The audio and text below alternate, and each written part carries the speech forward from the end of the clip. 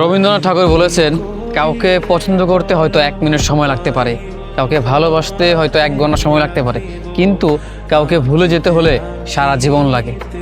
কারো মায়ায় যদি নিজেকে জড়িয়ে ফেলেন, তবে সেই মায়া কাটিয়ে উঠতে গেলে আপনাকে সারাটা জীবন দিয়ে দিতে হবে। মানে মৃত্যুর আগ অবধি তার প্রতি মায়া শেষ হবে না, তার প্রতি ভালোবাসা শেষ হবে না।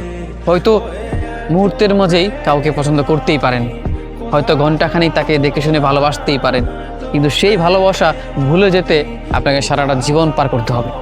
কারণ যদি মন থেকে কাউকে ভালোবেসে ফেলেন, তাহলে এই জীবনে অন্তত তাকে আর ভুলতে পারবেন না। আর ভুলতে পারবেন না বলেও তার মায়া কাটিয়ে উঠতে পারবেন না। এই মায়া, এই ভুলে যাওয়া, এগুলো শেষ করতে করতে আপনার জীবন দিয়ে দিতে হবে। অতএব মৃত্যুর আগ অবধি তাকে ভোলা যাবে না।